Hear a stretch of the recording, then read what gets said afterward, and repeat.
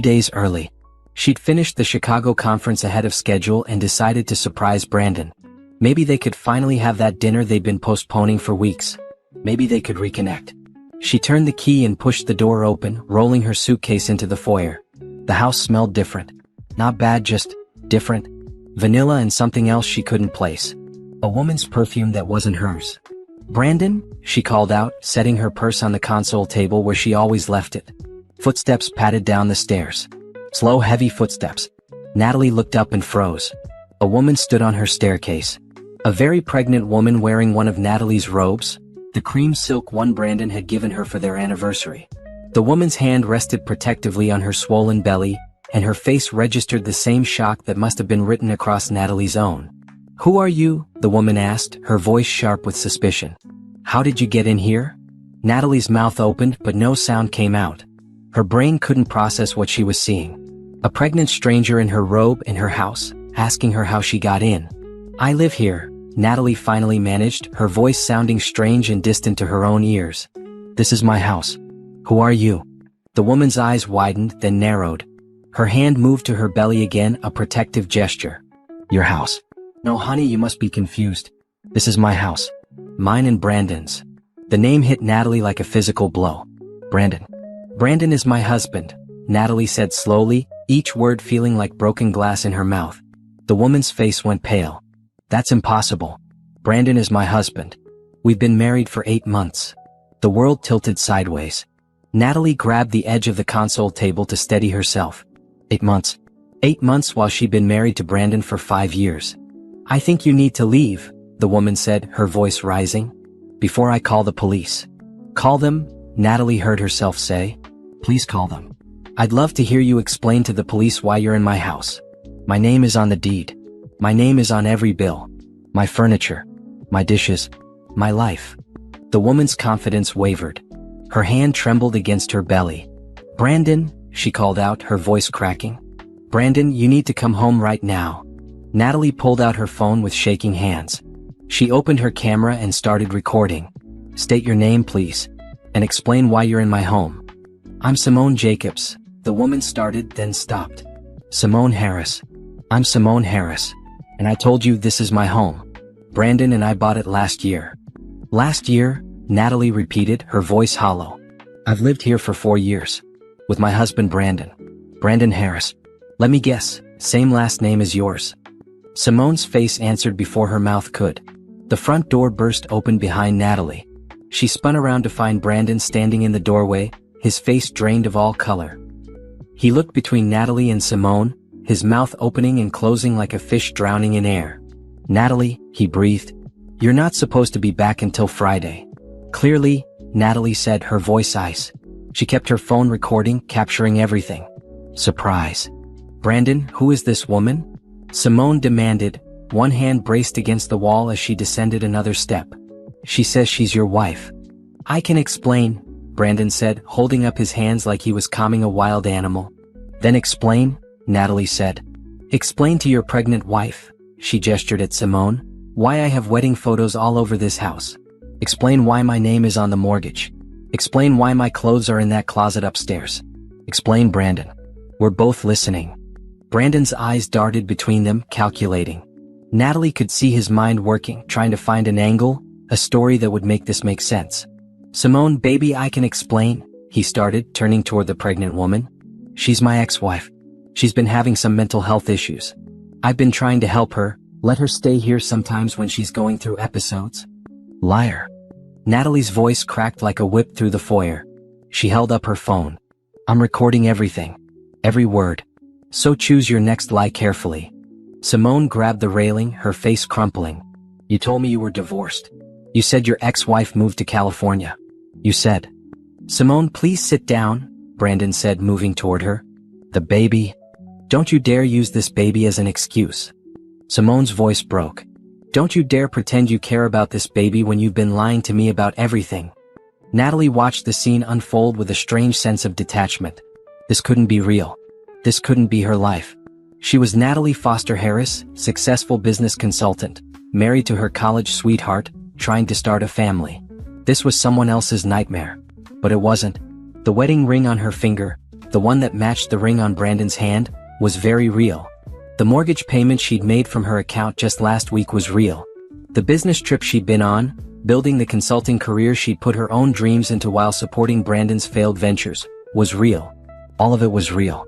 Which meant this was real too. "I want both of you out of my house," Natalie said quietly. The calm in her voice surprised even her. "Now." "Natalie, please, we need to talk about this like adults," Brandon pleaded. "Adults don't commit bigamy," Natalie said. "Adults don't lie to their wives. Adults don't bring their pregnant mistresses to live in their marital home. Get out." "This is my home too," Brandon said, his voice taking on a hard edge. "My name is on the deed." "Then I'll leave," Natalie said. "But this isn't over. Not even close." She grabbed her suitcase and purse, her hands surprisingly steady. As she walked toward the door, Simone's voice stopped her. "Wait." The pregnant woman looked at Natalie with tears streaming down her face. "How far along did he tell you I was when he said we were done?" Natalie turned back slowly. "He never mentioned you at all." Simone's sob echoed through the foyer. "I'm 7 months pregnant." 7 months. "He's known since the beginning." Natalie looked at Brandon, really looked at him, and for the first time in 5 years saw him clearly. Not the man she'd fallen in love with in college. Not the man she'd supported through 3 failed businesses. Not the man she'd been trying to build a life with. A stranger. A liar. A con artist who had fooled them both. "You'll be hearing from my attorney," Natalie said to Brandon. Then to Simone, "I'm sorry he did this to you too." She walked out of her own house, pulling her suitcase behind her, her phone still recording every moment. The afternoon sun felt too bright, too normal for a day when her entire world had shattered. Behind her, she could hear Brandon's voice, low and pleading, trying to convince Simone of something.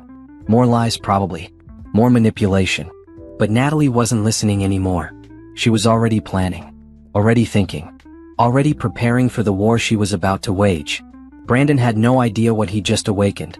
He'd always underestimated her, assumed her kindness was weakness, her love was blindness.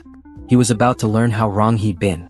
Natalie's best friend Rochelle opened her apartment door before Natalie could even knock. One look at Natalie's face and Rochelle pulled her inside. "What happened?" Rochelle demanded, taking the suitcase. "You look like you've seen a ghost." "Worse," Natalie said, her voice eerily calm. "I saw my replacement. Very pregnant with my husband's baby. In my house. Wearing my robe." Rochelle's mouth fell open. "What?" The story poured out of Natalie in a rush. The conference ending early, the woman on the stairs, Brandon's pathetic attempts to explain. Rochelle listened, her expression cycling through shock, rage, and disbelief.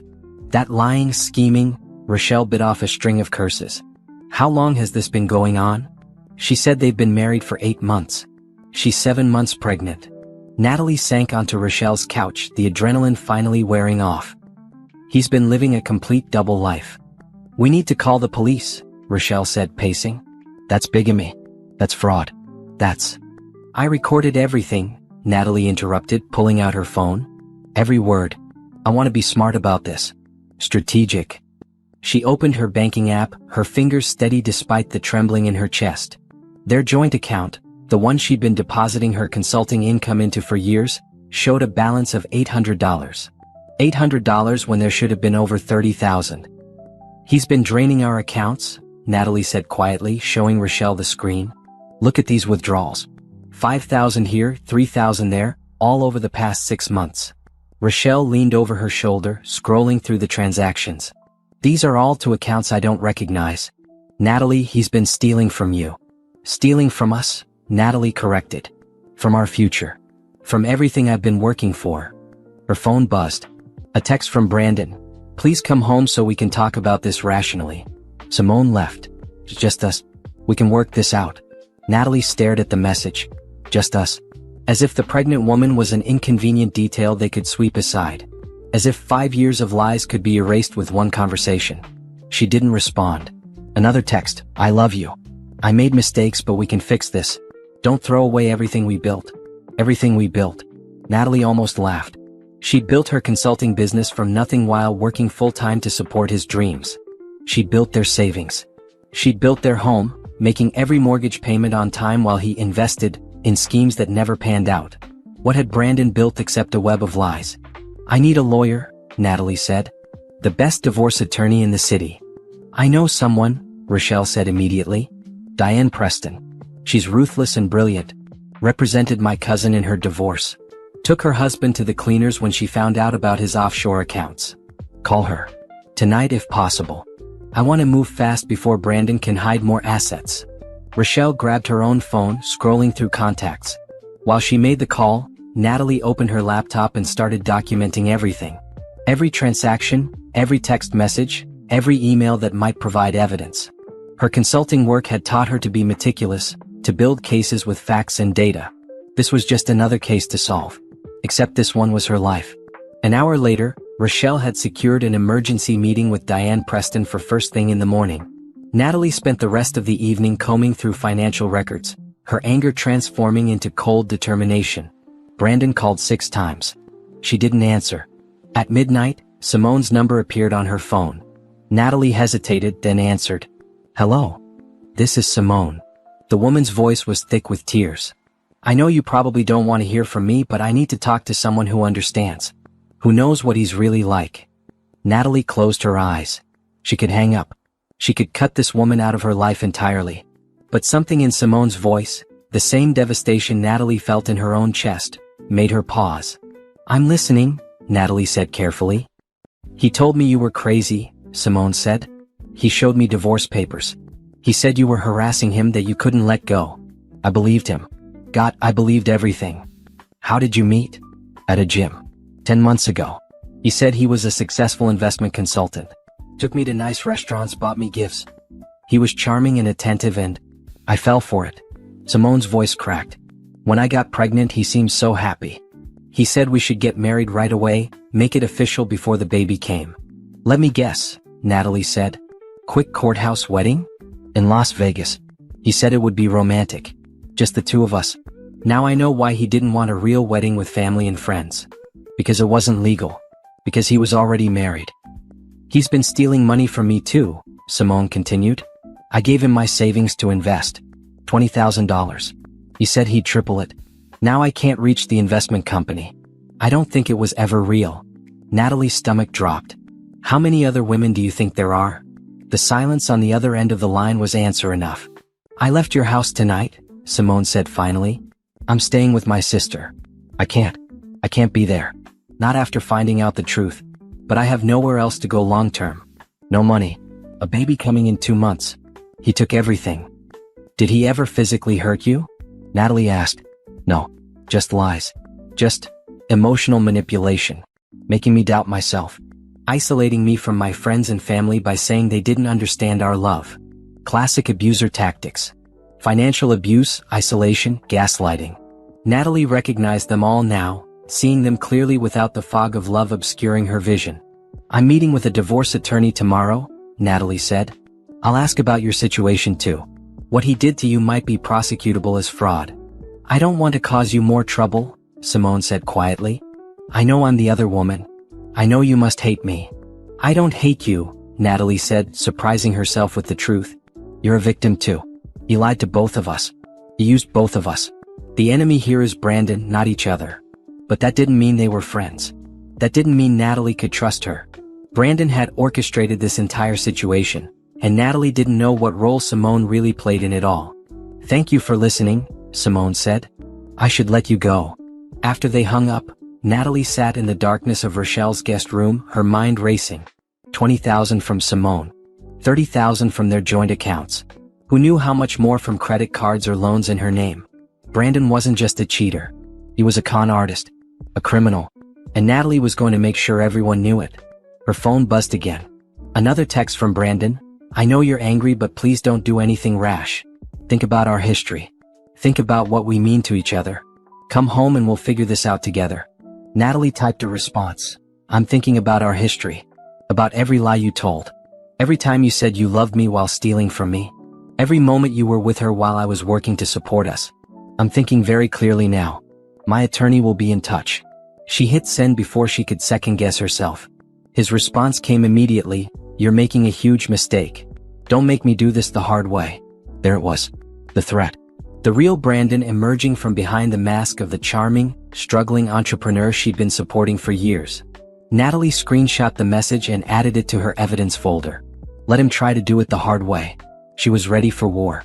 Diane Preston's office occupied the top floor of a sleek downtown building. Natalie arrived 15 minutes early, her laptop bag heavy with documents and evidence. She'd barely slept, spending most of the night organizing bank statements, credit card bills, and screenshots of Brandon's increasingly threatening texts. The attorney was exactly what Rochelle had promised, sharp-eyed, no-nonsense, and intimidating in a way that made Natalie grateful they were on the same side. Diane listened to the entire story without interruption, her expression giving nothing away. "Let me make sure I understand," Diane said when Natalie finished. "Your husband committed bigamy, drained your joint accounts, possibly opened credit lines in your name, and is now threatening you when you won't come home and pretend this didn't happen." "That's the summary," Natalie confirmed. "And the second woman, Simone, says he defrauded her of $20,000 through a fake investment scheme?" "Yes. She has text messages and bank transfers to prove it." Diane leaned back in her chair, a slow smile spreading across her face. "This is actually better than I initially thought. Your husband didn't just commit a family law violation. He committed multiple felonies. We're not just talking divorce here. We're talking criminal prosecution." The words settled over Natalie like armor. "What do I need to do?" "First, we file for divorce immediately. Then we freeze all joint accounts and credit lines to prevent further theft. I'll need you to pull your credit report today, all 3 bureaus, to see if he's opened accounts in your name without your knowledge." Natalie pulled out her phone and started making notes. "Second," Diane continued, "we contact the police and file a fraud complaint. Bring all your evidence. The bigamy is actually harder to prosecute unless Simone files charges, but the financial crimes are clear-cut. What if he's done this to other women? Then they're victims too, and their testimony will strengthen the case." Diane pulled out a business card. "This is a private investigator I work with. Former FBI. He's expensive but worth every penny. He'll dig into your husband's background, find other victims, track down hidden assets. You'd be surprised how many men like Brandon have offshore accounts or property in relatives' names." Natalie took the card. "Mitchell Chin, Private Investigations." The cost listed at the bottom made her wince, but she had her consulting income. She'd been supporting Brandon for years. It was time to invest in herself. "Do it," she said. "Good. Third, we need to secure your business. You said you're a consultant?" "Yes. I work with mid-sized companies on efficiency and restructuring. I have a few long-term contracts right now. Is Brandon listed on any business documents? Does he have access to your business accounts?" Natalie's blood ran cold. "He helped me set up the LLC 3 years ago. I don't remember all the details. We need to check that immediately. If he has any signing authority, he could drain those accounts too or claim ownership of your business in the divorce." By the time Natalie left Diane's office 2 hours later, she had a plan.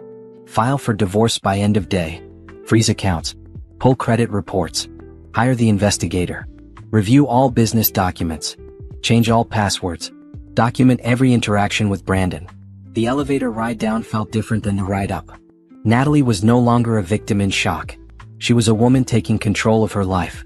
Her phone rang as she reached the parking garage. A known number. She answered cautiously. "Natalie Harris?" a male voice asked. "Speaking. This is Detective Raymond Porter with the Fraud Division. Your attorney Diane Preston contacted us about some irregularities you've discovered. I'd like to meet with you today if possible." Diane worked fast. "Yes, of course. When and where?" "Our office downtown, 2 o'clock. Bring all documentation you have." At the police station, Detective Porter turned out to be a tired-looking man in his 50s with kind eyes and a methodical approach. He listened to Natalie's story, examined her evidence, and asked pointed questions about Brandon's business activities. "Has your husband ever mentioned investment opportunities to you?" Porter asked. "Particularly ones that seem too good to be true?" "He's always had schemes," Natalie admitted. "Get-rich-quick ideas that never panned out. I thought he was just bad at business. But he never asked me to invest beyond what I was already providing to keep us afloat." "That's because you were the meal ticket," Porter said bluntly. "He needed you stable and working. It's the other women he approached for direct investment scams." "Other women?" Natalie repeated. "You think there are more besides Simone?" "I'd bet my pension on it." Porter pulled out a file. "We've actually been watching your husband for 3 months. Anonymous tip came in about fraud. We've been building a case but couldn't find his victims. They were either too embarrassed to come forward or didn't realize they'd been scammed." Natalie felt the room spin. 3 months. We couldn't contact you directly without tipping him off. But now that you've come to us." Porter spread his hands. "You're the break we needed. The legal wife with documentation. You can open doors we couldn't. What do you need from me?" "Everything you have. And I'd like to wire you up for your next conversation with him." "Wire me up?" Natalie's voice rose. "Like record him? With your consent, which makes it legal in this state. If he's smart, he'll lawyer up and stop talking. But if he's arrogant, and most con men are, he might say something incriminating." 2 hours later, Natalie walked out of the police station with copies of fraud complaints, restraining order paperwork, and a plan to record any future interactions with Brandon. Her phone had 17 missed calls and 23 text messages from him, each one more desperate than the last. "Where are you? We need to talk. Don't do this to us. You're overreacting. I can explain everything if you just listen." "Fine, be that way. But you'll regret this. I'm sorry. Please come home. This is ridiculous. I'm your husband." Natalie forwarded them all to Diane and Detective Porter. Evidence. Everything was evidence now. She drove to Rochelle's apartment through the late afternoon traffic, her mind processing everything she'd learned. Brandon had been under investigation for months. He'd scammed multiple women. He'd built their entire life on lies and stolen money. How had she not seen it? How had she been so blind? But she knew the answer. She'd loved him. She'd believed in him. She'd wanted to see the best in him because admitting the truth meant admitting she'd wasted 5 years of her life on a fantasy. Well, no more fantasy. Reality was harsh and clear and painful. But at least it was real. Her phone rang. Simone's number. "Hello."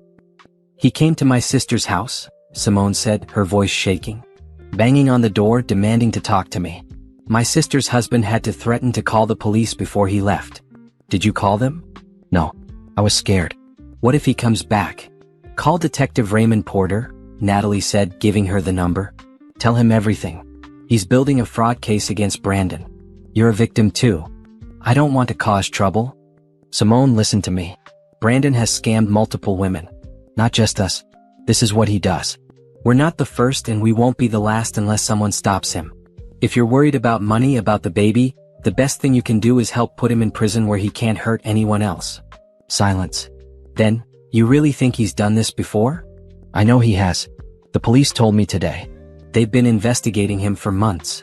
"Oh my God." Simone's voice broke. "I thought I was so stupid. I thought I was the only one dumb enough to fall for his lies." "You're not stupid. He's a professional liar. That's his actual skill. Not business, not investments. Manipulation and fraud." Natalie pulled into Rochelle's parking lot. "Call the detective. File a complaint. Protect yourself and your baby." After they hung up, Natalie sat in the car watching the sun set over the city. Somewhere out there, Brandon was probably panicking, realizing his perfect setup was falling apart. Good. Let him panic. Let him feel a fraction of the fear and devastation he'd caused. Her phone buzzed. Mitchell Chin, the private investigator. "Mrs. Harris, I've begun preliminary research. Can we meet tomorrow to discuss findings? I think you'll want to hear this in person." Natalie typed back. 9 a.m. works. "Your office? See you then." She gathered her things and headed into Rochelle's building. Tomorrow would bring more revelations, more pain, more evidence of Brandon's betrayal. But it would also bring more ammunition for the war she was waging. And Natalie was determined to win. Mitchell Chin's office was nothing like Diane Preston's polished corporate space. Located in a converted warehouse, it felt more like a command center. Multiple computer screens, filing cabinets, and a wall covered in photos and notes connected by red string like something out of a crime show. "Coffee?" Mitchell offered, gesturing to a pot that looked like it had been brewing since yesterday. "No, thank you." Natalie sat in the chair across from his desk, her stomach already in knots. "You said you found something?" Mitchell opened a thick folder. "I found a lot of things. Your husband is much busier than you thought." He pulled out the first document. "Let's start with the easy stuff. Brandon Harris, currently married to you for 5 years, fake married to Simone Jacobs for 8 months. But did you know he was engaged to a woman named Patricia Monroe 2 years ago?" Natalie's breath caught. "What?" "They never made it to the wedding. She broke it off when she discovered he'd stolen $35,000 from her retirement account. She didn't press charges because he convinced her it was an investment opportunity that went bad. Classic con artist move, make the victim feel complicit." Mitchell pulled out more documents. Before Patricia there was Grace Williams. Before Grace there was Tanya Rodriguez. I've found 6 women so far who had relationships with Brandon over the past 7 years. All of them lost money. All of them were emotionally and financially manipulated. None of them pressed charges. 6 women, Natalie whispered. While he was married to me? Some overlapping with your marriage, some before. But here's where it gets interesting. Mitchell pulled out another set of papers. Your husband doesn't just scam women he's romantically involved with. He runs investment scams too. Fake cryptocurrency ventures. Ponzi schemes disguised as tech startups. He targets people at gyms, coffee shops, networking events. Small amounts, 5,000 here, 10,000 there, from people who can't afford to lose it but are too embarrassed to report it. The room felt too small, too hot. Natalie forced herself to breathe. How much total? That I've confirmed? $375,000 over 7 years. But I suspect it's more. Some people won't talk to a PI. Some probably don't even know they were scammed yet. $375,000. Natalie thought about her own drained accounts, Simone's lost savings, all the other women Mitchell had found. There's more, Mitchell continued. He's been opening credit cards and taking out personal loans using information from the women he dates. Patricia had 3 cards she didn't know about until collections agencies started calling. Tanya found out he'd taken a $15,000 loan in her name. Did he do that to me? Natalie pulled out her phone with shaking hands. I pulled my credit report yesterday like my attorney told me to, but I haven't looked at it yet.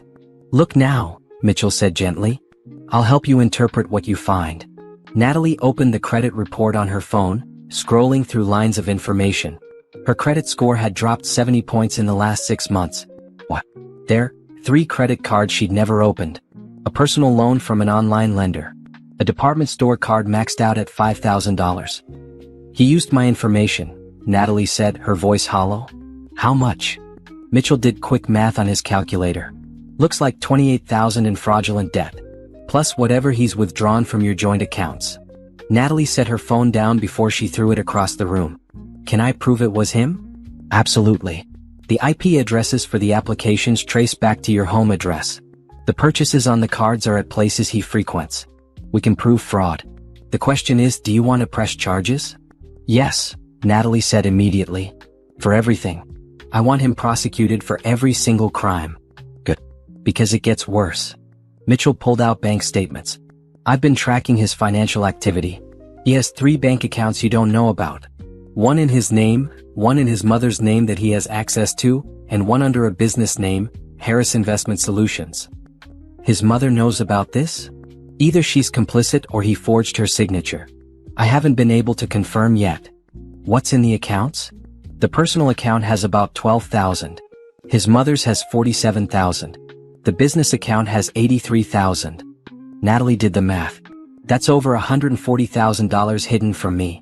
Marital assets if you can prove he accumulated it during your marriage. Which I can. And here's the most interesting part. Mitchell pulled out property records. He owns a condo downtown.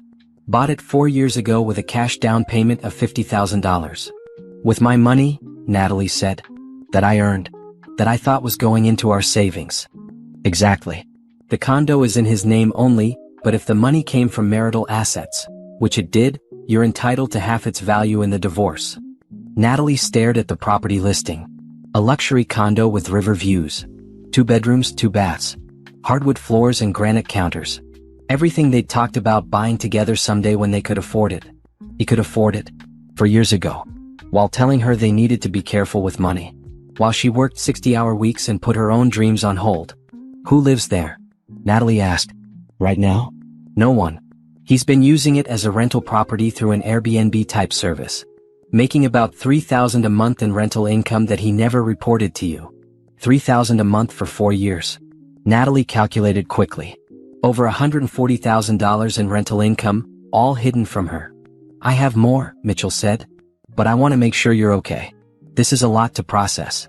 I'm fine, Natalie lied. Show me everything. Mitchell hesitated, then pulled out the final folder.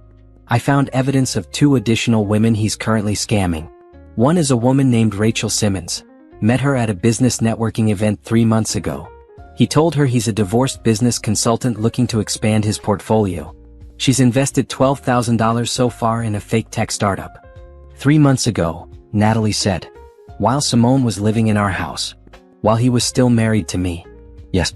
And there's another woman, Jennifer Park, who he's been seeing for 6 weeks. She hasn't invested money yet, but the pattern is familiar. Expensive dates, grand promises, sob stories about his difficult divorce. Natalie closed her eyes. Of course there were more. Brandon didn't just have double lives. He had multiple lives, all running simultaneously, all carefully compartmentalized. These women need to know, Natalie said. They need to be warned before he takes more from them. Detective Porter can contact them as part of the investigation. Or I can if you prefer. But once we approach them, Brandon will know we're onto him. He'll lawyer up and probably stop all communication. I don't care, Natalie said.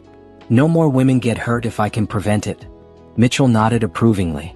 I'll provide all this information to your attorney and the detective.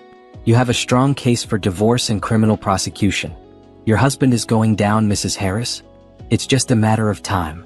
Natalie gathered all the documents, her hands steady despite the earthquake in her chest. 5 years.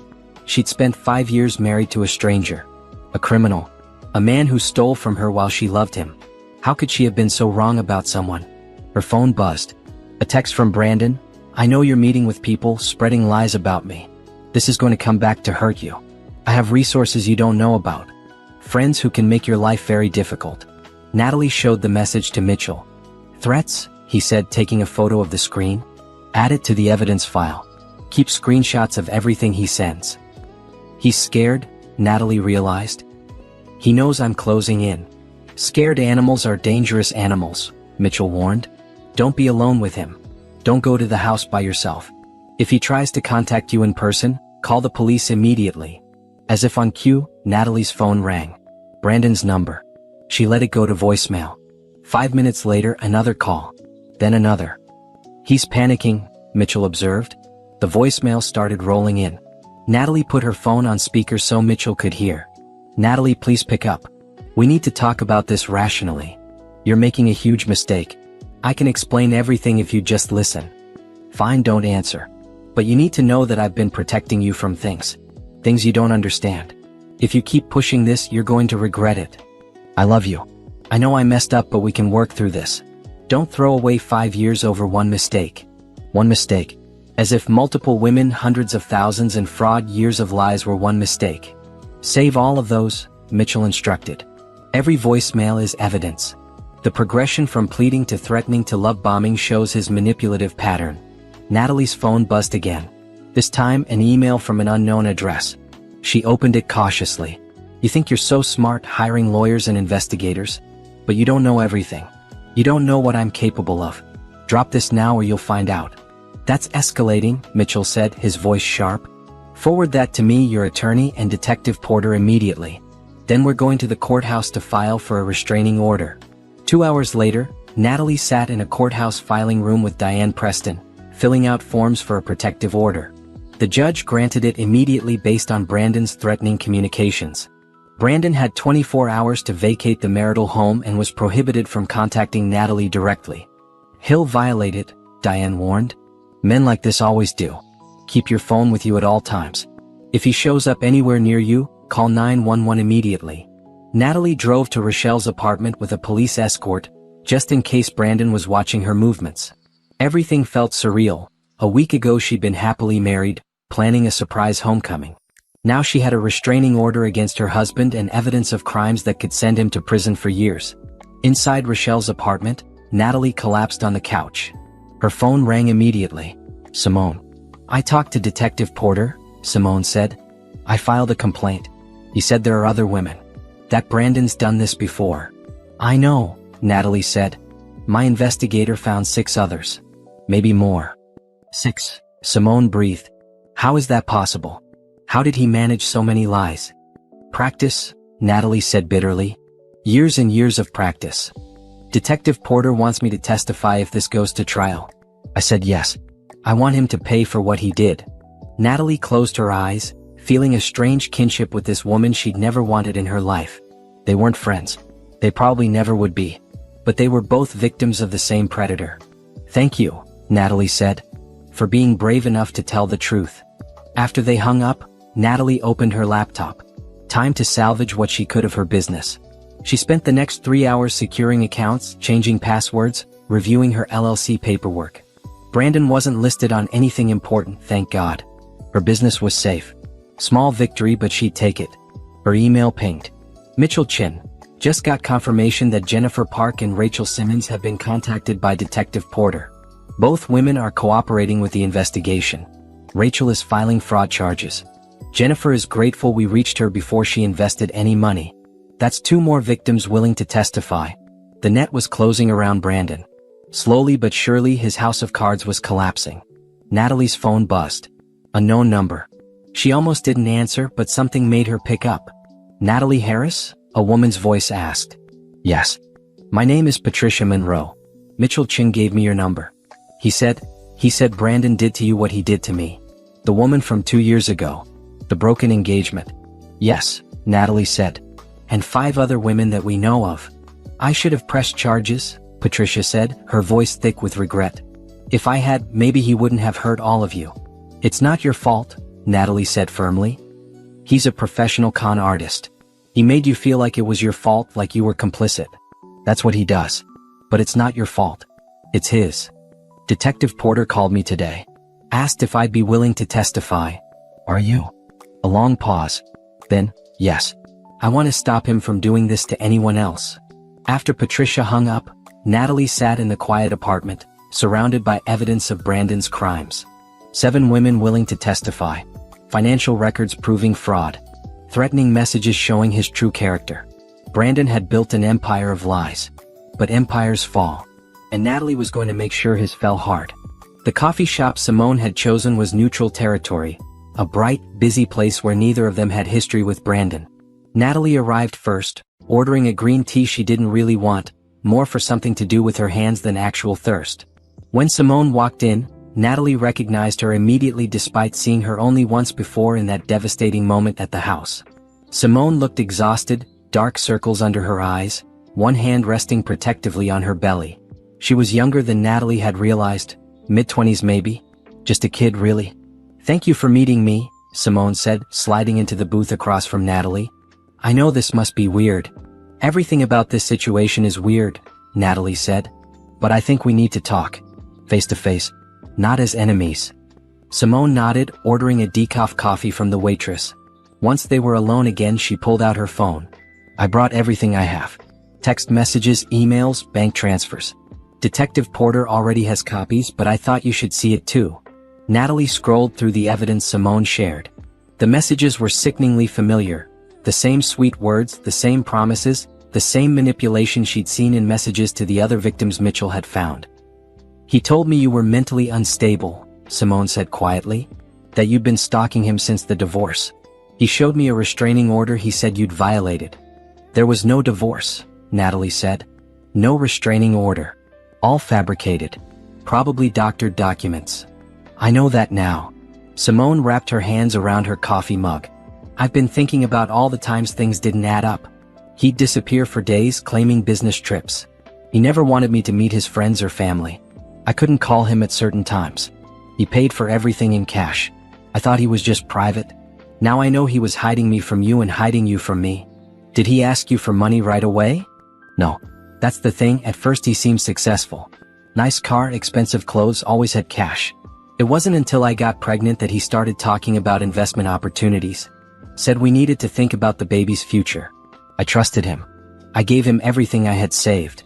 Natalie pulled up her own evidence on her laptop. Look at these dates. The times he was supposedly on business trips? He was actually meeting other women. This woman, Rachel, invested $12,000 in a fake tech startup. And Jennifer, he was setting her up when everything fell apart. Simone studied the timeline, her face growing paler. I was so stupid. All the signs were there. You weren't stupid, Natalie said firmly. He's had years to perfect his techniques. Mitchell Chin, my investigator, says Brandon shows classic narcissistic con artist behavior. He studies people, figures out what they need emotionally, then becomes exactly that person. You needed stability and support during your pregnancy. I needed a partner who believed in building something together. We both gave him what he needed and he took everything he could get. How many women has he done this to? 7 that we've confirmed. Maybe more who haven't come forward yet. Simone's hands shook as she set down her coffee. I need to ask you something. The baby, do you think he actually wanted it? Or was that part of the con too? Natalie considered the question carefully. I think he wanted you vulnerable and dependent on him. Pregnancy accomplishes that. But he probably also planned to use the baby as leverage, to manipulate you to access child support payments, maybe even to scam other people with sob stories about being a struggling single father. That's so cold. That's who he really is. Everything else is an act. Simone pulled out a thick envelope. I found these in a box he left at my sister's place. Financial documents. More bank statements from accounts I didn't know about. Records of meetings with people I never heard him mention. I think there's more going on than even the police know about. Natalie paged through the documents. Transfers to offshore accounts. Business names she didn't recognize. Meeting notes about investors and opportunities. We need to give these to Detective Porter immediately, Natalie said. I know, but I wanted you to see them first. Because... Simone took a deep breath. Because I need to know something. Do you blame me? For what happened? Even though I didn't know about you? Natalie met her eyes. I did at first. For about 5 minutes when I saw you in my house. But then I realized you're just another victim in his game. You didn't seduce my husband away from me. He targeted you, lied to you, used you. Just like he did to me and all the others. I feel so stupid, Simone whispered. I'm about to have a baby and the father is a criminal. What am I supposed to tell my child someday? The truth. That their father was a bad person who hurt a lot of people, but that you were strong enough to escape and build a good life anyway. Natalie paused. Have you thought about the baby? About what happens after? I can't raise a child alone with no money. My sister says I can stay with her for a while, but she has 3 kids already. I'm looking into government assistance, women's shelters. Detective Porter mentioned victim compensation programs. An idea formed in Natalie's mind. A crazy, complicated idea that made sense in a twisted way. What if we worked together? Natalie said. Simone looked up, confused. What do you mean? Not as friends. Not as family. But as allies. Brandon took from both of us. What if we team up to take it all back? I'm fighting for my share in the divorce. You're filing fraud charges. But what if we coordinate? Share information? Present a united front? Con artists hate when their victims talk to each other. It destroys their carefully constructed narratives. You do that? Help me? I do it to destroy him, Natalie corrected. But yes, helping you hurts him, so why not? Simone was quiet for a long moment. Okay, I'm in. What do we do? They spent the next 2 hours comparing notes, building a comprehensive timeline of Brandon's activities. Simone had information from his time living with her that Natalie didn't have. Natalie had access to financial records and legal resources Simone couldn't afford. Together, they painted a fuller picture of Brandon's criminal enterprise than either could have alone. He met with someone named Marcus Vaughn regularly, Simone said, pointing to several calendar entries. Always at weird times, early morning or late night. He said Marcus was a business partner, but when I asked questions, Brandon got defensive. Natalie wrote down the name. I'll have Mitchell look into him. Could be another victim or could be an accomplice. Her phone rang. Diane Preston. We have a court date, the attorney said. Preliminary divorce hearing in 3 weeks. And I just got word that Brandon hired a lawyer. Someone named Joel Christensen. Is he good? Unfortunately, yes. Expensive and aggressive. He'll try to drag this out and bleed you dry in legal fees. Then we hit fast and hard, Natalie said. I have new evidence. Simone found documents that show offshore accounts and possible money laundering. Can we use that? Absolutely. Get everything to me by tomorrow. I'll file amended paperwork including criminal fraud allegations. That should get the judge's attention. After Diane hung up, Natalie shared the update with Simone. He has money for an expensive lawyer but couldn't help me with rent, Simone said bitterly. Classic. All the more reason to make sure the court knows about every hidden asset. You're entitled to child support. I'm entitled to half of everything we built, or in this case, half of everything he stole while claiming to build it with me. They exchanged contact information and made plans to meet again in a few days.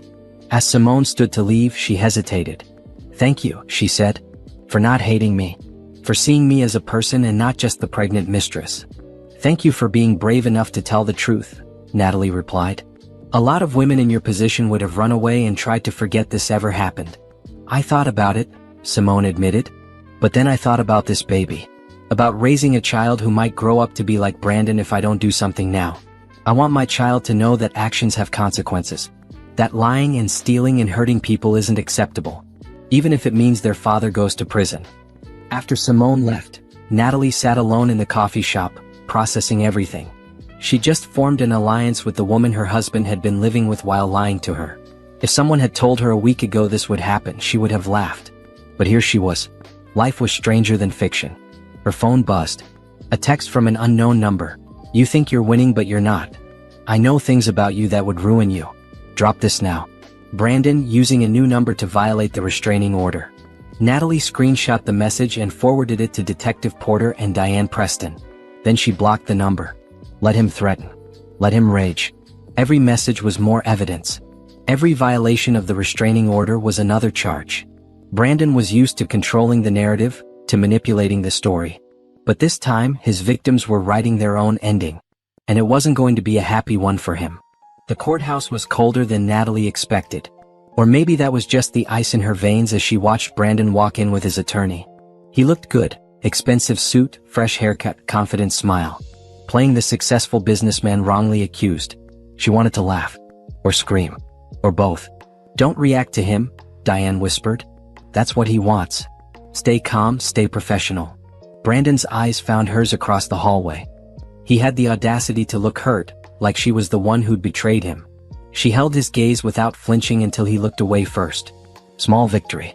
The preliminary hearing was supposed to be routine, establishing temporary orders for assets, residences, and contact restrictions. But Joel Christensen, Brandon's attorney, came out swinging.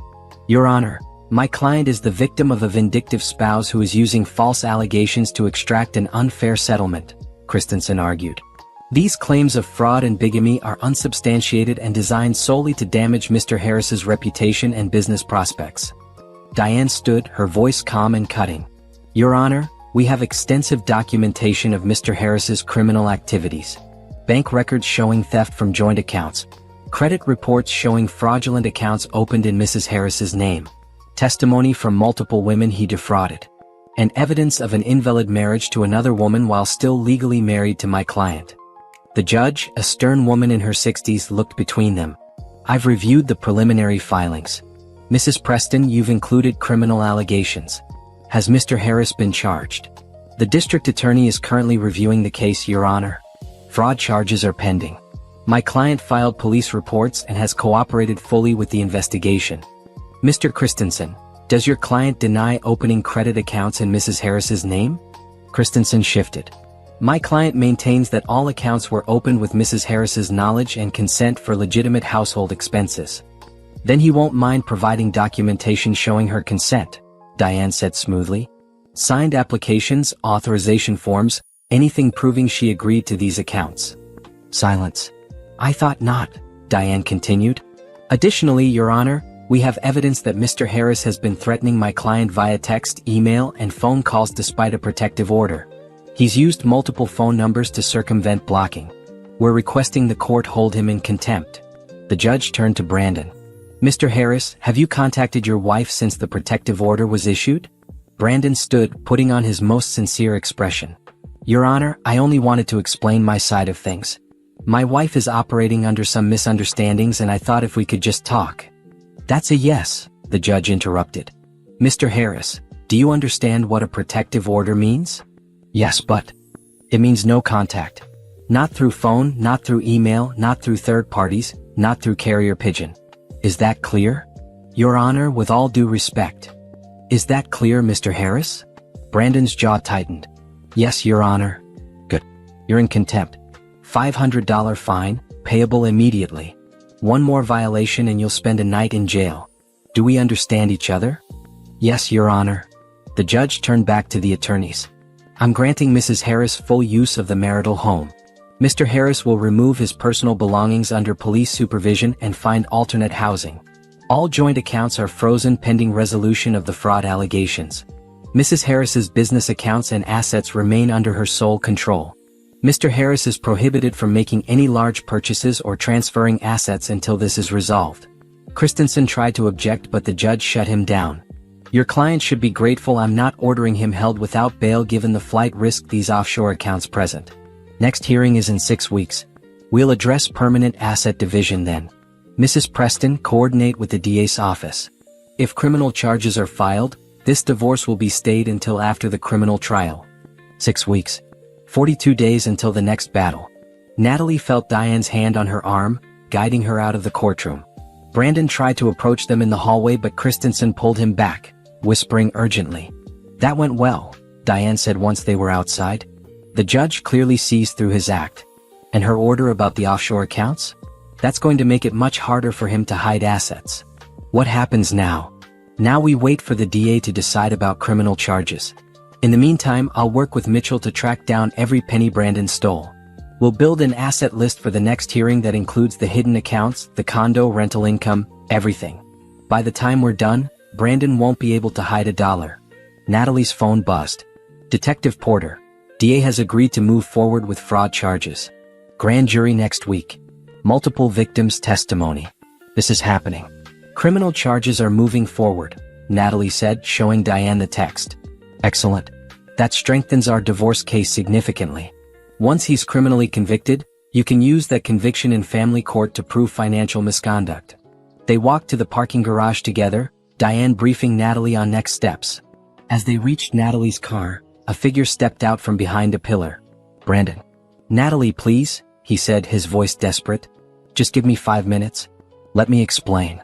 Stay away from her, Diane ordered, stepping between them. You're in violation of the protective order right now. I just need to talk to my wife. Ex-wife, Natalie corrected coldly. And I have nothing to say to you. You're ruining my life. You ruined your own life, Natalie said. Every choice, every lie, every woman you scammed, that was you. Own it.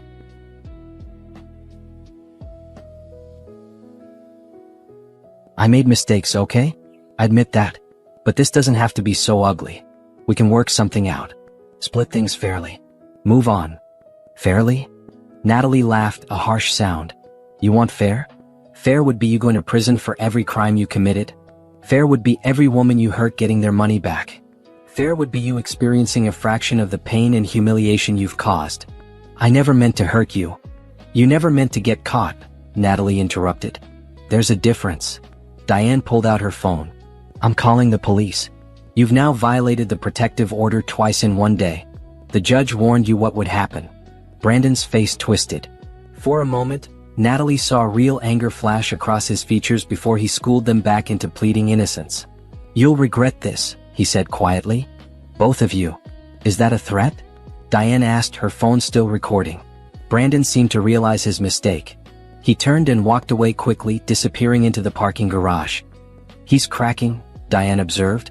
Good. Scared men make mistakes. Natalie's hands were shaking as she unlocked her car. The confrontation had been brief but intense, a reminder that Brandon was still dangerous when cornered. Are you okay to drive? Diane asked. I'm fine. Just angry. Use that anger. Channel it into action. Let me do the legal fighting, you focus on rebuilding your business and your life. Success is the best revenge. Natalie drove back to Rochelle's apartment, her mind spinning. The court hearing had gone well, but seeing Brandon, hearing his voice, being reminded of all his lies, it exhausted her. Inside, Rochelle had dinner waiting. How'd it go? We won the hearing. Brandon's having a meltdown. And criminal charges are moving forward. That's good news, right? It's great news. So why do I feel so drained? Rochelle pulled her into a hug. Because you're grieving. Not just the marriage, but the person you thought he was. That version of Brandon you loved? He never existed. You're mourning a ghost. The words hit Natalie like a wave. Rochelle was right. She wasn't just angry at Brandon. She was grieving the 5 years she'd invested in a fantasy. The future she'd imagined that was never going to happen. The person she'd loved who turned out to be a complete fabrication. How do I move past this? Natalie whispered. One day at a time. You fight the legal battle. You rebuild your business. You take care of yourself. And eventually you'll wake up one day and realize you've built something better than what you lost. That night, Natalie couldn't sleep. She opened her laptop and dove into her consulting business accounts. 3 contracts were expiring soon. She needed to secure renewals and find new clients. Time to stop letting Brandon define her life and start building her own future. She spent hours crafting proposals, reaching out to contacts, refreshing her website. The work felt good, Productive, forward-moving, completely under her control. Her phone pinged around midnight. An email from Rachel Simmons, one of the women Brandon had scammed. "Dear Natalie, Detective Porter gave me your email. I wanted to thank you for coming forward and exposing Brandon. I testified to the grand jury yesterday. It was terrifying but also empowering. For months I felt so stupid for falling for his lies. Knowing I'm not alone, that he fooled so many smart women, helps. I hope you're doing okay. We should all grab coffee sometime, all of us Brandon survivors. What do you think?" Rachel. Natalie read the email twice. "Brandon survivors." She liked that. Not victims. Survivors. She typed back, "Rachel, thank you for being brave enough to testify. Coffee sounds wonderful. Let me coordinate with the others and find a time that works. We're all in this together." Natalie. Maybe something good could come from this disaster. A community of women who'd been hurt by the same predator, supporting each other through recovery. Not friends, necessarily, but allies united by shared experience. Over the next week, Natalie coordinated with Mitchell, Diane, and Detective Porter. More evidence emerged daily. Brandon had scammed at least 12 women now, with a total of over $600,000 in fraud. The DA was confident about getting indictments on multiple counts. Simone checked in regularly, sharing information about Brandon's movements and contacts. She'd moved in with her sister permanently and was preparing for the baby's arrival. Natalie found herself oddly invested in Simone's well-being, though they weren't quite friends. Maybe Rochelle was right. Maybe the path forward was about building new connections, new support systems, new versions of success that had nothing to do with Brandon or the life she thought she wanted. The grand jury hearing came and went. Indictments were handed down. 12 counts of fraud, 7 counts of identity theft, 2 counts of forgery, and 1 count of bigamy. Brandon was arrested at his lawyer's office. The media got wind of the story. Local business consultant accused of running relationship con. Natalie's phone exploded with interview requests. She declined them all. This wasn't about fame or revenge. It was about justice. And she was going to make sure Brandon got exactly what he deserved. The news coverage was brutal and satisfying in equal measure. Local stations ran the story for a week straight. Romance con artist faces multiple fraud charges. Brandon's carefully crafted image, successful businessman, charming entrepreneur, shattered under the weight of evidence. Natalie watched one broadcast from Rochelle's couch, a strange disconnect between the televised story and her lived experience. Investigators say Harris may have defrauded as many as 15 women over 7 years, stealing an estimated $700,000 through fake investment schemes and identity theft, the reporter said. His alleged victims include his legal wife, a woman he married illegally while already married, and numerous others who say Harris targeted them at gyms, networking events, and social clubs. $700,000. The number had grown as more victims came forward. They found 3 more women, Natalie told Rochelle. Mitchell called this morning. 1 in Phoenix, 2 in Seattle. He traveled for business meetings apparently, which was code for finding new marks. "How are you feeling about all this?" Rochelle asked carefully. "Honestly? Numb. It's been 3 weeks since I walked out of that house. 3 weeks of lawyers and police statements and discovering my entire marriage was a lie. I should be devastated, but mostly I just feel empty. That's normal. You're in shock. Eventually the anger will come, then grief, then hopefully peace. But there's no timeline. Just let yourself feel whatever you feel." Natalie's phone buzzed.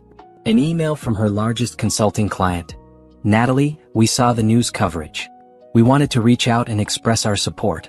Your professionalism and expertise have been invaluable to our company.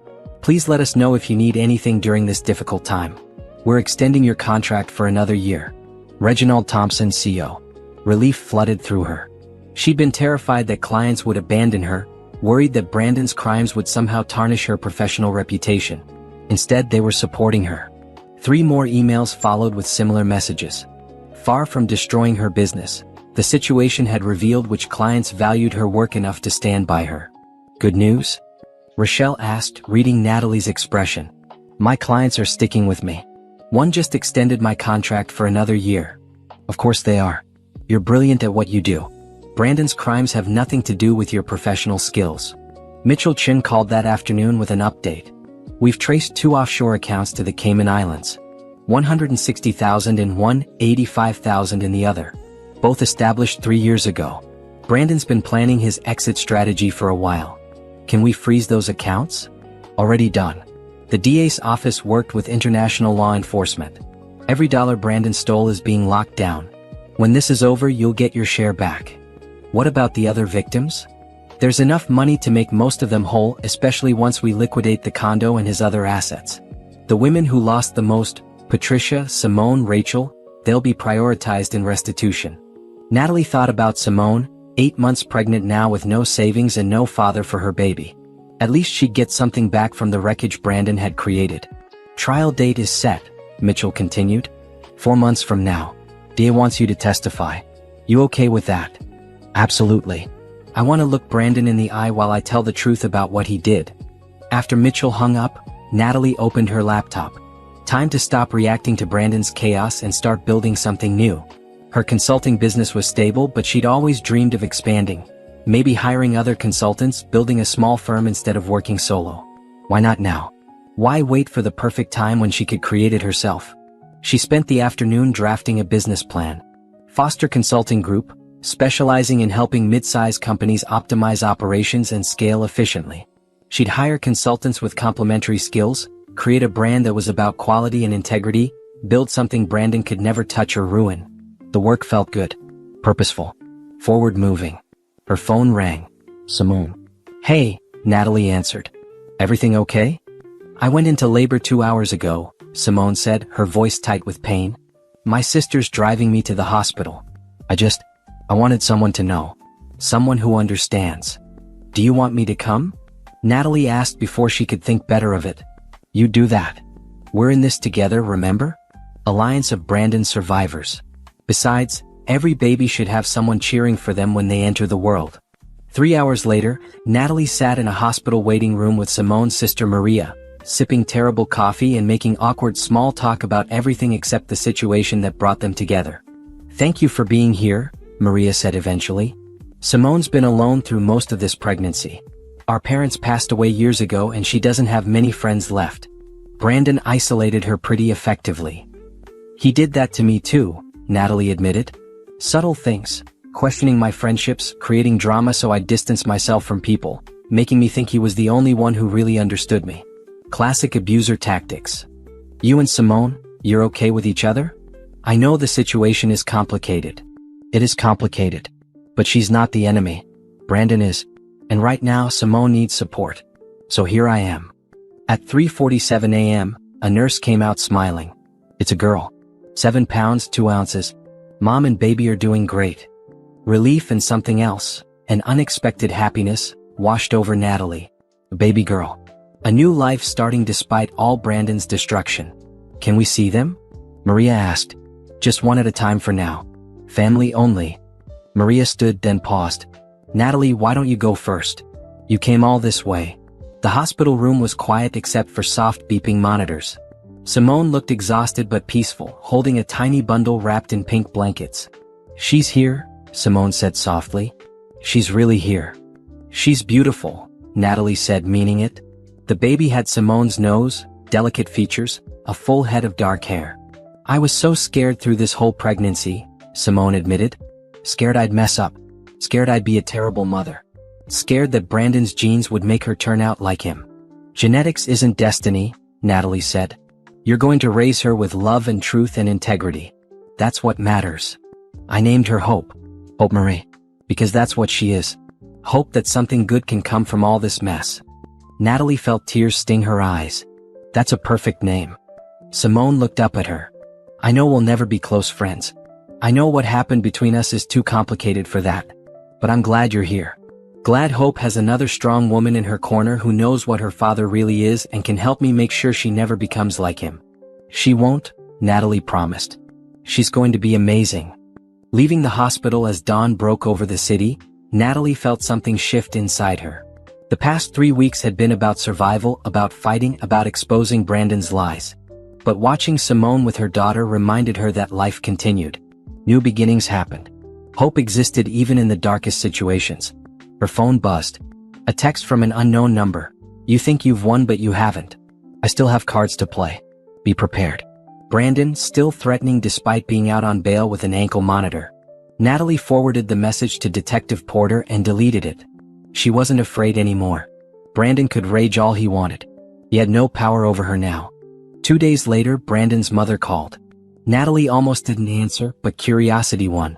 "Natalie, this is Helen Harris. I need to talk to you about Brandon." "Mrs. Harris, I don't think." "Please.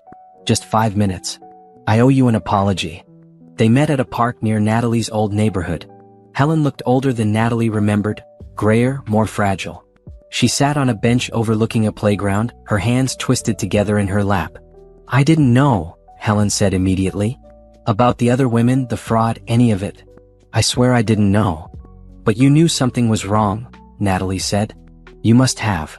Helen nodded slowly. "He's my son. I wanted to believe the best.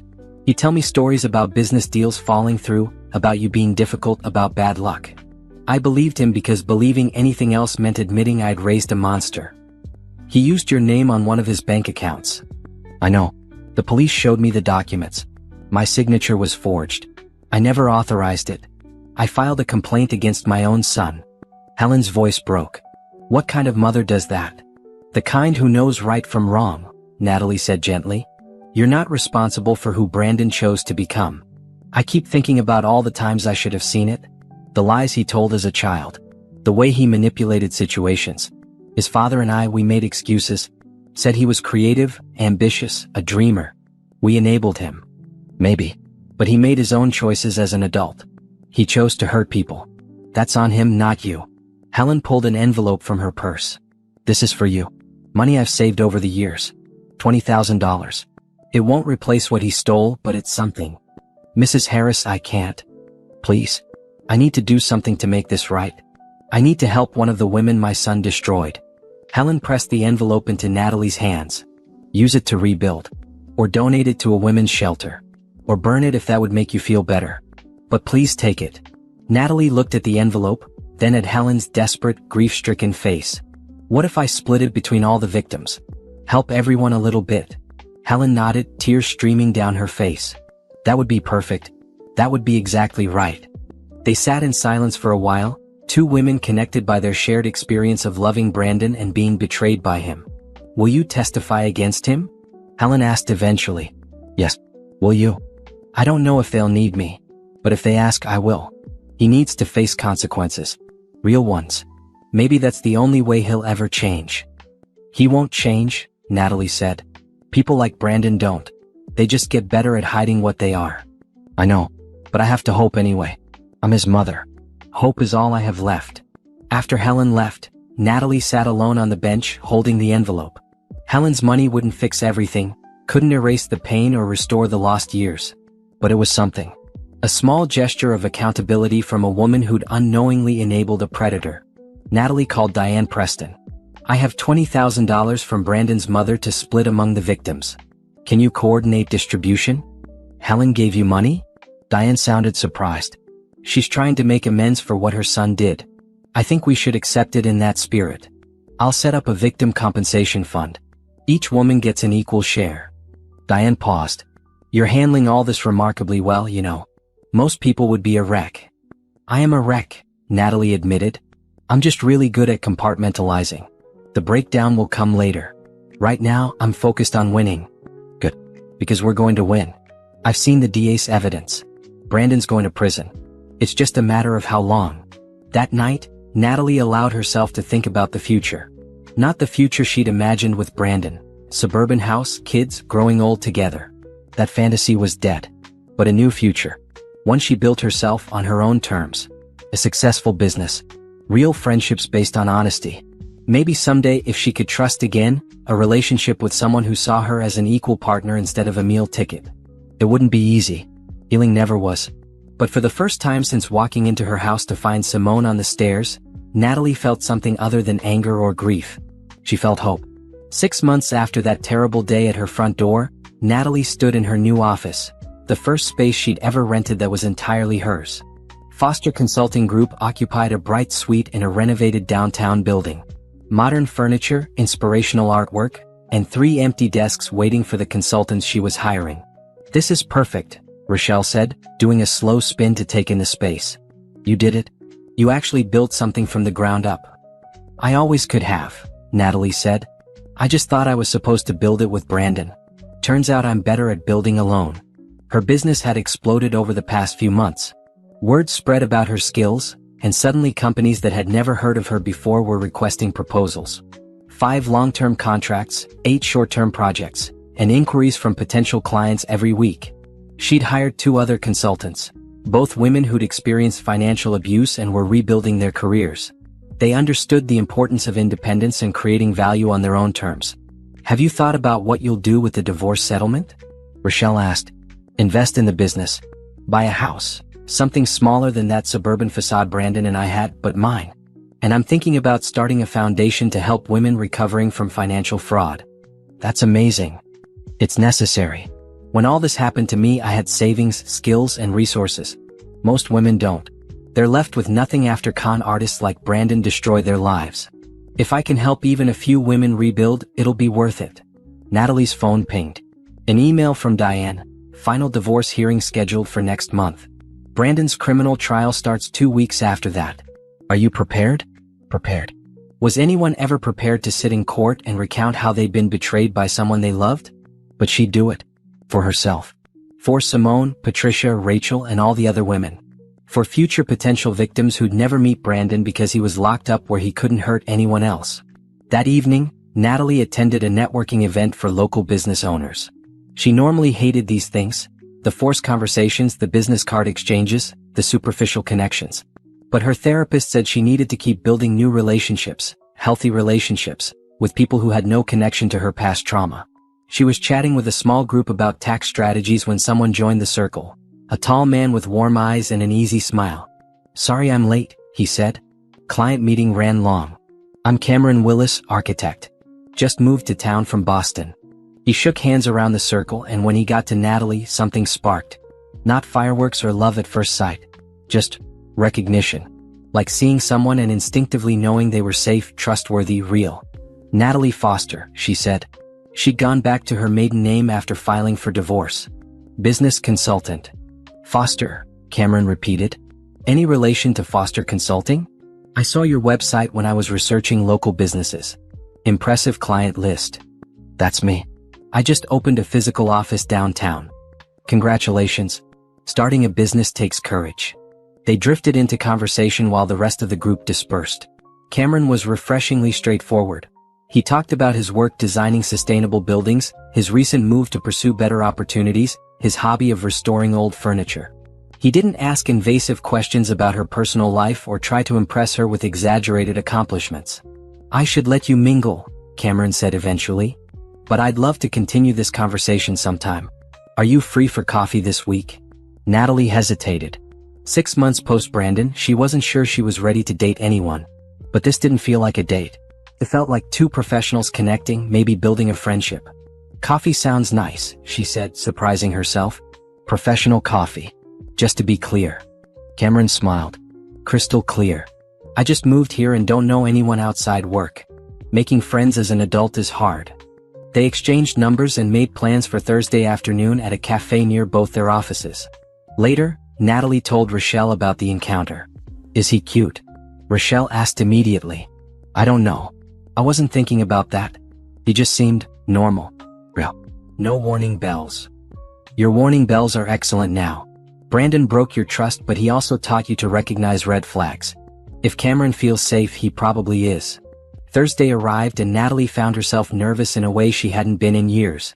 Not because she cared about impressing Cameron, but because this was her first new friendship with someone who didn't know about Brandon. A chance to be just Natalie, business owner, consultant, woman rebuilding her life, instead of Natalie the victim. Cameron was already at the cafe when she arrived, sketching something in a notebook. "Habit," he explained, seeing her look at the drawings. "I think better with a pencil in my hand." They spent an hour talking about their work, the city, safe neutral topics. Then Cameron said something that changed the dynamic. "I looked you up online. I hope that's not creepy. I always research people I'm meeting professionally." Natalie's stomach dropped. Of course he'd seen the news stories about Brandon. Everyone had. "And?" she asked carefully. "And I'm sorry you went through that. My sister was in an abusive relationship years ago.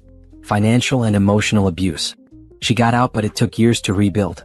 So I understand a little what you've been through. That's why you agreed to coffee? Pity?" "No," Cameron said firmly. I agreed because you're brilliant at what you do and I thought we could build a professional friendship. The other stuff is just context. It doesn't define who you are. Natalie felt something loosen in her chest. Thank you for saying that. I also want to be clear about something, Cameron continued. I'm not looking for a relationship right now. I got divorced 2 years ago. Amicable, no drama, we just wanted different things. But I'm still figuring out who I am as a single person. I'm not trying to date you. I'm just trying to meet good people. That's exactly what I need to hear, Natalie said honestly. I'm not ready for anything romantic either. But I could use more friends who aren't involved in the legal mess my life has become. They talked for another hour about books, favorite restaurants in the city, weekend hobbies. Cameron was easy to talk to. He listened more than he talked, asked thoughtful questions, didn't try to fix her problems or offer unsolicited advice. When they parted ways, Natalie felt lighter. One normal conversation with a normal person about normal things. No lawyers, no court dates, no discussions of fraud and betrayal. Just coffee and conversation. Maybe she could build a new life after all. Over the next few weeks, Natalie and Cameron developed an easy friendship. They'd meet for lunch between client meetings, compare notes on difficult projects, recommend books and podcasts to each other. Cameron introduced her to his friend group, other architects and designers, and Natalie brought him to a few business networking events. There was no romantic tension, no hidden agenda. Just genuine friendship. He's good for you, Rochelle observed after Natalie returned from a Saturday afternoon furniture shopping trip with Cameron. You're smiling more. Laughing more. We're just friends, Natalie protested. I know. That's what makes it so healthy. You're learning to trust again without the pressure of romance. Building your confidence through platonic relationships before you even think about dating. Natalie's therapist agreed. Friendship is the foundation of any good relationship. The fact that you and Cameron have that without romantic expectations is actually ideal for where you are in your healing. The criminal trial started on a cold November morning. Natalie sat in the courtroom with Simone, Patricia, Rachel, and 5 other women Brandon had defrauded. A united front of survivors. Brandon looked smaller than Natalie remembered, diminished somehow in his orange jumpsuit. He'd lost weight in jail, his face hollow and drawn. When his eyes met hers across the courtroom, she saw no remorse. Just anger that he'd been caught. The trial lasted 2 weeks. Natalie testified on day 3, recounting their marriage, the discovery of Simone, the stolen money, the threatening texts. She was calm, factual, unemotional. Just presenting the truth. Brandon's defense tried to paint her as a vengeful ex-wife exaggerating innocent mistakes. But there were too many victims, too much evidence, too clear a pattern of behavior. On the final day, the jury deliberated for 4 hours before returning guilty verdicts on all counts. Fraud, identity theft, forgery, bigamy. Brandon would be sentenced in 6 weeks. Outside the courthouse, the 12 women gathered in a cluster, hugging and crying and supporting each other. They'd won.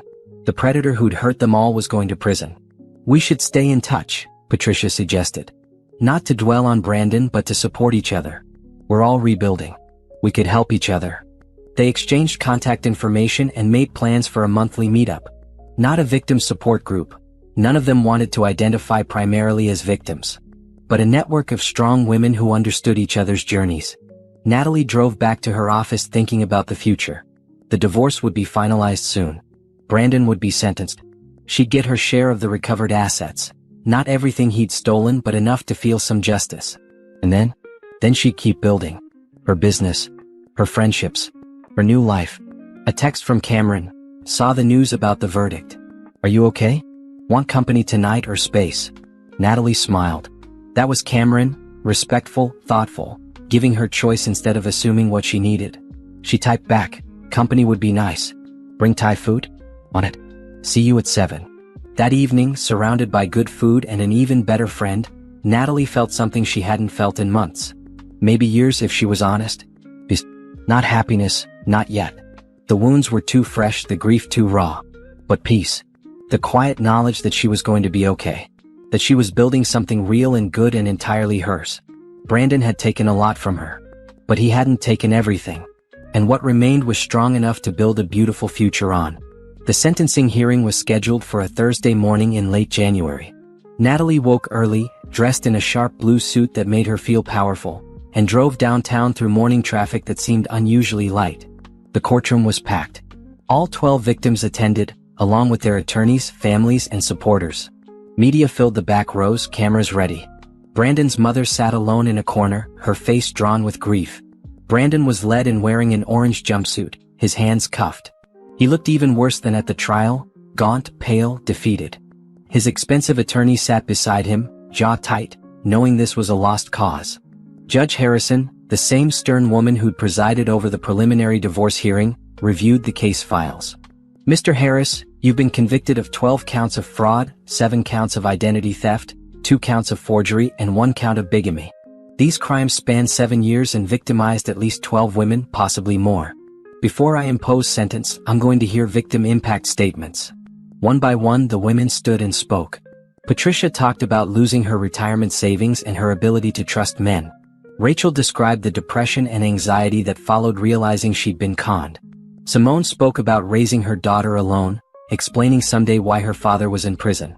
When Natalie's turn came, she stood and faced Brandon directly. "You stole 5 years of my life," she said, her voice steady. 5 years I spent supporting your dreams, while you systematically robbed me blind.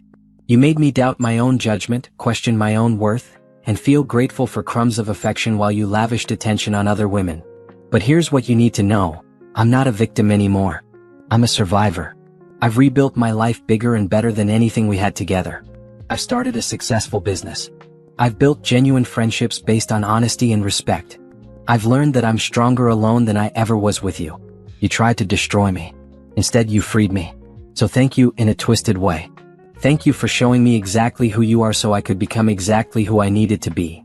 Brandon looked away, unable to meet her eyes. After all 12 women spoke, Judge Harrison addressed the court. I've been a judge for 23 years.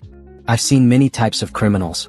But fraud cases like this, serial predators who systematically target vulnerable people, particularly women, these are among the most disturbing. Mr. Harris didn't just steal money. He stole trust, security, years of his victims' lives. He showed no remorse even when caught. He threatened and harassed these women for having the courage to expose his crimes. She paused, looking directly at Brandon. Mr. Harris, you are a danger to society. You've demonstrated a pattern of predatory behavior spanning nearly a decade. You've shown no capacity for reform or accountability. Therefore, I'm sentencing you to the maximum term allowed by law, 15 years in state prison with no possibility of parole for the first 7 years. Additionally, you're ordered to pay full restitution to all victims, $743,000 plus court costs and interest. You will also register as a fraud offender upon release, requiring disclosure to potential employers and romantic partners for the rest of your life. 15 years. Brandon would be in his 50s when he got out. A collective exhale went through the victims section. Justice. Real, tangible justice. Brandon's attorney tried to object, but the judge shut him down. Your client had every opportunity to accept responsibility and cooperate. He chose to fight, to lie, to continue victimizing these women through the legal process. These are the consequences of those choices. As Brandon was let out, he turned and looked at Natalie one last time. She saw no apology in his eyes. Just resentment that she'd won. She smiled at him. A small, genuine smile. Because she had won. They all had. Outside the courthouse, the 12 women gathered in a cluster, sharing tears and hugs and relief. It's finally over, Patricia said. We can move on now. Not over, Rachel corrected. Just beginning. The real work is rebuilding. But at least we can do it knowing he can't hurt anyone else for a long time. Simone approached Natalie, little hope bundled in a carrier against her chest. I want you to be her godmother, Simone said. Not because of obligation or guilt, but because you're the strongest person I know. I want Hope to grow up with you as an example of resilience. Natalie looked at the baby, now 4 months old, with bright eyes and Simone's smile. I'd be honored. They weren't friends exactly. The situation was still too complicated for that. But they were family in a strange, untraditional way. Connected by shared trauma and mutual survival.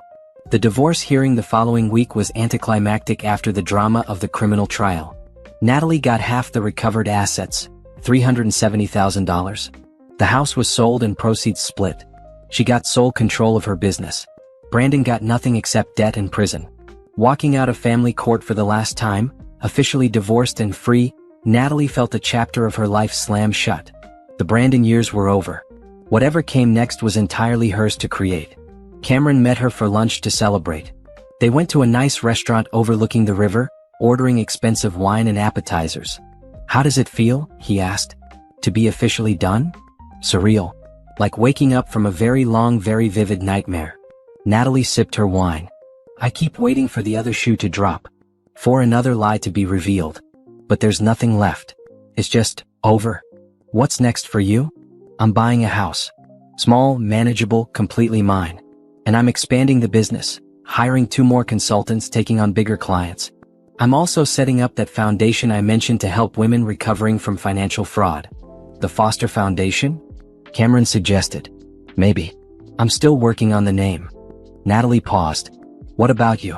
Still happy you moved here?" "Very. I've got 3 major projects lined up, I've made good friends, and the city feels like home." He hesitated. "Can I ask you something personal?" "Sure. When do you think you'll be ready to date again?" Natalie's heart skipped. "I don't know. Maybe never. Maybe soon." "Why?" "Because when you are ready, I'd like to be considered." She stared at him, surprised. "I thought we were just friends." "We are. And that's what makes this different. I've spent 6 months getting to know you as a person, not as a romantic prospect. I've seen you at your worst and your best. I've watched you rebuild your entire life from scratch. And somewhere along the way, I realized I'm falling for you. Not the idea of you. Just you, Cameron." "But," he interrupted gently, "I'm not asking for anything now. You need time. I get that. I just wanted you to know that when you're ready, if you're ever ready, I'm interested. And if you're never ready, that's okay too. Our friendship matters more than the possibility of romance." Natalie didn't know what to say. In the past 6 months, she'd learned to trust Cameron in a way she hadn't trusted anyone in years. He'd never pushed, never demanded, never tried to fix her. He'd just been present. Steady. Real. "I care about you too," she finally said. "But I'm terrified. Brandon destroyed my ability to trust romantic partners. Even knowing you're nothing like him, even recognizing all the ways you're different, the fear is still there." "I understand. And I'm not going anywhere. Whenever you're ready, if you're ever ready, I'll be here. As a friend if nothing else." They finished lunch and parted ways with a long hug that felt different from all their previous hugs. Warmer. Fuller of possibility. That night, Natalie lay awake thinking about Cameron's confession. She wasn't ready for a relationship. But maybe someday. When she'd finished healing. When she could trust again without flinching. Maybe someday. The following months passed in a blur of positive activity. Natalie's business exploded. 5 more long-term contracts, inquiries from Fortune 500 companies, recognition in industry publications. She hired 3 more consultants and moved to a larger office space. She bought a small house in a quiet neighborhood, 2 bedrooms, 1 bath, a tiny yard perfect for morning coffee. Not the suburban palace she'd imagined with Brandon. Better. Hers. The Foster Foundation launched with funding from her divorce settlement and donations from local businesses. They provided grants to women recovering from financial fraud, offering support for job training, therapy, legal fees, and basic living expenses during the rebuilding process. Simone was one of the first grant recipients. With the foundation's help, she went back to school for nursing, secured childcare for Hope, and started building a stable future. "You changed my life," Simone told Natalie at the foundation's opening event. "I don't know where I'd be without your support." "You changed your own life," Natalie corrected. "I just helped clear some obstacles." Life settled into a comfortable rhythm. Work, friends, monthly meetups with the other survivors, family dinners with Rochelle and her family. Natalie dated casually, nothing serious, just testing the waters of trust again. Cameron remained a constant presence, a friend who might someday be more. A year after Brandon's sentencing, Natalie received a letter from him. She almost threw it away without reading, but curiosity won. "Natalie, I know you probably don't want to hear from me. I wouldn't blame you if you burned this letter. But I need to say some things even if you never respond. I'm not going to claim I'm a changed man. Prison hasn't magically fixed whatever's broken inside me. But it has given me time to think about what I did. To all of you. The women I hurt. The lives I destroyed. I don't expect forgiveness. I don't deserve it. But I want you to know that I see now what I couldn't see before. You were the best thing that ever happened to me, and I destroyed it through pure selfishness and stupidity. You're going to have a great life. You already are, based on what I hear from my mother. You're going to be successful and happy and surrounded by people who appreciate you. That's what you deserve. I'm sorry. For everything. I know it doesn't change anything, but it's true. Brandon." Natalie read the letter twice, looking for manipulation, for hidden agenda, for the con. but she couldn't find it. Maybe Brandon was finally being honest for once in his life. She showed the letter to her therapist. "What do you want to do with it?" her therapist asked. "Nothing. I don't need to respond. I don't need his apology or his acknowledgement. I've moved on." Natalie folded the letter and tucked it away. "But I'm glad he wrote it. Not for him. For me. Because it proves I've healed enough that his words don't have power over me anymore." That was the truth. Brandon's apology changed nothing because she didn't need it to feel complete. She'd built a life so full and rich and meaningful that he was just a footnote in her history now. The happy ending she'd always imagined looked nothing like she expected. No perfect husband, no suburban house, no traditional family. Instead, she had her own business empire, a network of incredible women supporting each other, a foundation changing lives, and genuine friendships built on honesty and respect. And maybe, someday soon, a relationship with someone who saw her as an equal partner. Someone who appreciated her strength rather than trying to exploit it. Someone like Cameron. But even if that never happened, Natalie was happy. Genuinely happy. Because she'd learned the most important lesson. She didn't need anyone to complete her. She was whole on her own. And that was the best revenge of all. The grand opening of Foster Foundation's second location fell on a perfect spring afternoon. Natalie stood on the steps of the new building, a renovated community center that would house support services for women rebuilding after financial fraud, watching people arrive for the ceremony. 2 years. It had been 2 years since that terrible day when she found Simone at her door and her entire life imploded. Looking back now felt like watching a movie about someone else's life. That frightened, betrayed woman seemed impossibly far away from who Natalie was now. "This is incredible," Rochelle said, hugging Natalie tight. "Look at what you built." Natalie looked. The foundation had helped 37 women so far, providing grants averaging $15,000 each. Some used it for education, some for legal fees, some for therapy and childcare while they rebuilt their careers. Every woman had a success story. Patricia had become a financial literacy educator, teaching other women to recognize and avoid fraud. Rachel started her own tech consulting company. Simone graduated nursing school and worked at the local hospital while raising Hope, now a bright-eyed 2-year-old with her mother's smile. "You should say a few words," Rochelle said, "before the official ceremony starts." Natalie took the microphone, looking out at the crowd. 50 people, maybe more. Survivors, supporters, donors, community members. All here because they believed in second chances and rebuilding after devastation. 2 years ago, Natalie began, "I thought my life was over. I'd been betrayed by someone I trusted completely. I'd lost money, time, dignity. I thought I'd never recover from the embarrassment and pain. But something remarkable happened. I met other women who'd been through similar experiences. And together we realized we weren't victims. We were survivors. Warriors. Women who refused to be defined by what happened to us." She spotted Simone in the crowd, Hope on her hip, both smiling. "This foundation exists because we believed we could turn pain into purpose. We could help other women avoid the isolation and hopelessness we felt. We could create something beautiful from something devastating." Natalie paused, gathering her thoughts. "So thank you. Thank you to every woman who shared her story. Thank you to every donor who believed in our mission. Thank you to everyone who said me too and chose to fight back. You're all part of this miracle." Applause rippled through the crowd. Natalie stepped down, feeling lighter than she had in years. Cameron appeared at her side, offering a bottle of water. "Great speech. Thanks. You came." She smiled at him, feeling warmth spread through her chest. "Of course I came. This is important to you, so it's important to me." Over the past year, Natalie and Cameron had slowly, carefully, moved from friendship into something more. Real dates. Honest conversations about fears and boundaries. Introducing each other to families. Taking things at a pace that felt safe and comfortable for both of them. Cameron had been patient as Natalie navigated her fear of intimacy and trust. He never pushed, never demanded, never made her feel broken or damaged. He just loved her, steady, consistent, real love that asked nothing except honesty in return. "How does it feel?" Cameron asked. "Standing here looking at everything you've built?" "Surreal." "Good. Right." Natalie watched Simone approach with Hope. "Like I'm exactly where I'm supposed to be." "Miss Natalie." Hope squealed, reaching out with chubby arms. Natalie took the toddler, spinning her around until she giggled. "Hey, sweetheart. Are you being good for mommy?" "Always," Simone said dryly. "If by good, you mean refusing to nap and eating nothing but goldfish crackers." They laughed, the easy laughter of women who'd been through hell together and survived. They weren't close friends, the situation was still too complicated for that. But they were family in the way that mattered. Connected by experience and mutual respect. I got into the nursing master's program, Simone said. Full scholarship. I wanted you to hear it first. Simone, that's amazing. Natalie hugged her, still holding hope. You worked so hard for that. I couldn't have done it without the foundation's support. The grant covered my childcare and books while I was in school. It made everything possible.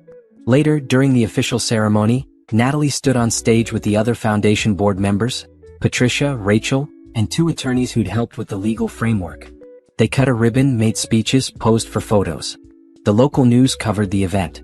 Foster Foundation opens second location. The headline would read, Helping Women Rebuild After Financial Fraud.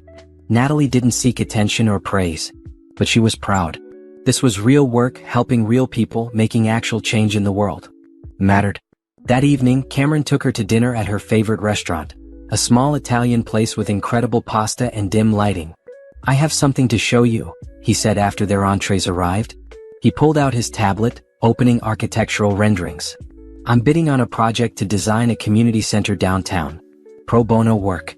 And I was thinking, what if it included office space for the Foster Foundation? You could move headquarters there, expand services, house everything under one roof. Natalie studied the designs, beautiful, modern, accessible. Space for offices, counseling rooms, classrooms, even a childcare center. Cameron, this is incredible. But we can't afford. The development company is willing to donate the space. I talked to them about your mission and they want to help. So you'd only pay utilities and maintenance. Why would you do this? Cameron reached across the table, taking her hand. Because I love you. Because I believe in what you're doing. Because watching you build this empire from nothing has been the privilege of my life. And because I want to be part of it if you'll have me. Natalie's throat tightened with emotion. I love you too. I think I have for a while, but I was too scared to say it. Are you still scared? Terrified, she admitted. But the good kind of scared. The kind that means I'm taking a risk on something that matters. Cameron smiled, that warm, genuine smile that made her feel safe. Then take the risk with me. Let's build something amazing together. Together, Natalie agreed. Equal partners. Equal partners, Cameron confirmed. They finished dinner talking about the future, both professional and personal. Cameron's architectural firm was growing. Natalie's consulting business had become one of the most respected in the region. The foundation was expanding to 3 locations. They were both building empires separately and together. Move in with me, Cameron said as they walked to his car. Or let me move in with you. Whichever feels right. I'm not trying to rush anything, but we're both paying for apartments when we spend every night together anyway. Natalie had been thinking the same thing. Her little house was perfect, but Cameron's loft had more space for both their needs. Your place, she decided, with the understanding that we both own it. I'm not moving into your space. I'm moving into our space. I'll put your name on the deed tomorrow, Cameron promised. 6 months later they were engaged. Not a dramatic proposal or elaborate scheme, just a quiet moment on a Sunday morning when Cameron said, I want to marry you, and Natalie said, yes, I want that too. They planned a small ceremony for the following spring. Just family and close friends. None of Brandon's pretentious pageantry or show.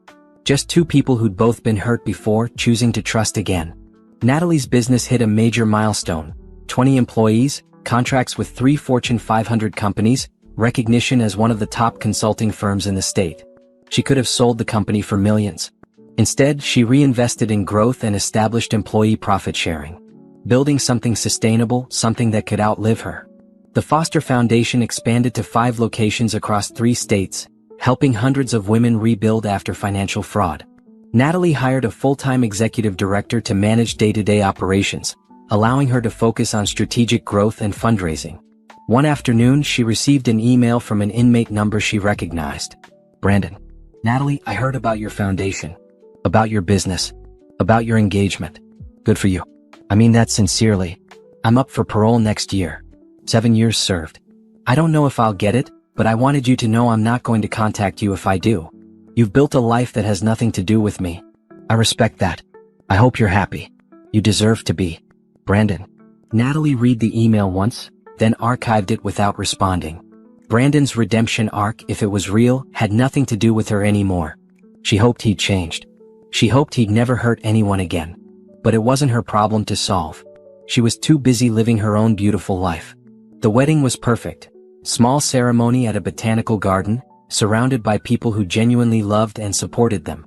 Simone came with Hope, now a rambunctious 3-year-old who served as flower girl. Patricia, Rachel, and the other survivors attended, along with Cameron's sister and her family.